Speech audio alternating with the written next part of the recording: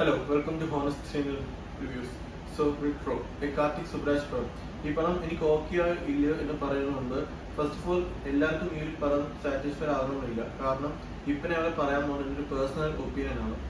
ഈ പടം എനിക്ക് ഓക്കെ ആയെന്ന് തന്നെ പറയാം. കാരണം കാർത്തിക് സുബ്രാജിന് മുൻപ് ഇറങ്ങിയ പടങ്ങൾ വെച്ച് നോക്കുമ്പോൾ എൻ്റെ വേറെ രീതി ഒരു റൊമാൻറ്റിക് ട്രാക്ക് അതാണ് ഈ യൂസ് ചെയ്തിരിക്കുന്നത്. മുമ്പത്തെ ഈ ജിഗർത്തന്ന XX ജഗമേ തന്ത്രം ഈ സിനിമയിലൊക്കെ ഒരു ആക്ഷൻ ത്രില്ലർ ഗാങ്സ്റ്റർ സംഭവമാണ്. പക്ഷെ ഇത് അങ്ങനല്ല, വലിയ ഗാങ്സ്റ്റർ സംഭവമല്ല, ഒരു റൊമാൻറ്റിക് ഇമോഷണൽ അങ്ങനത്തെ ബേസ് ചെയ്താണ് എടുത്തിരിക്കുന്നത്.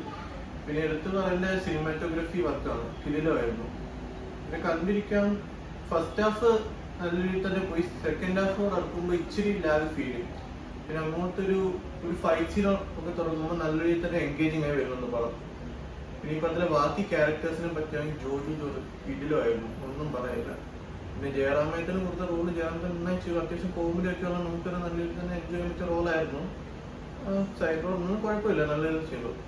പിന്നെ ഈ സിനിമയിലെ ബാക്കിയുള്ള ഒരു ഏറ്റവും വലിയ നെഗറ്റീവ് അല്ലെങ്കിൽ ഇതിന്റെ ലെന്താണ്, നല്ല ലെന്തിയാണ് ഈ പടം, അതൊന്ന് കുറയ്ക്കാമെന്ന് തോന്നി. പിന്നെ ഈ സിനിമയിലെ ഇമോഷൻസ് നല്ല രീതിയിൽ തന്നെ വർക്കൗട്ടായി. ഇമോഷൻസ് പറയുമ്പോൾ സൂര്യയുടെ ആക്ടിങ് ഒരിക്കലും മോശമാണെന്ന് പറയുന്നില്ല, കാരണം ആക്ടിങ് നല്ല രീതിയിൽ തന്നെ മികച്ചതായിരുന്നു. പിന്നെ ഹീറോയിൻ പൂജ ഹെഗ്ഡെ ഒക്കെ നല്ല രീതിയിൽ തന്നെ ഇതായിരുന്നു. ഈ സിനിമയിലെ ഡയറക്ഷൻ കാർത്തിക് സുബ്രാജ്, ഞാൻ പറഞ്ഞല്ലോ നേരത്തെ പറഞ്ഞ പോലെ തന്നെ ഒരു ആവറേജ് സ്റ്റോറിയെ മേക്കിംഗ് കൊണ്ട് നല്ല രീതിയിൽ തന്നെ ബെറ്റർ ആക്കാൻ സാധിച്ചു. അതാണ് കാർത്തിക് സുബ്രാജ് ബെറ്ററോ.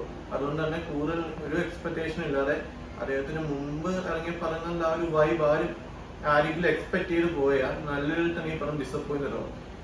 കാർത്തിക് സുബ്രാജ് സൂര്യ കോംബോ എന്ന് പറയുമ്പോൾ ഒരു വേറൊരു സംഭവം ഞാൻ എക്സ്പെക്ട് ചെയ്ത് പോയത്. അതുകൊണ്ട് തന്നെ പുതുമയുള്ള കാര്യമൊന്നും അല്ല, എന്നാലും ഞാൻ പറഞ്ഞല്ലോ മേക്കിംഗ് കൊണ്ട് ഒരു ആവറേജ് സ്റ്റോറി ബെറ്റർ ആക്കി എടുത്തു. അതാണ് ഈ പടത്തിലെ ഏറ്റവും വലിയ പോസിറ്റീവ്.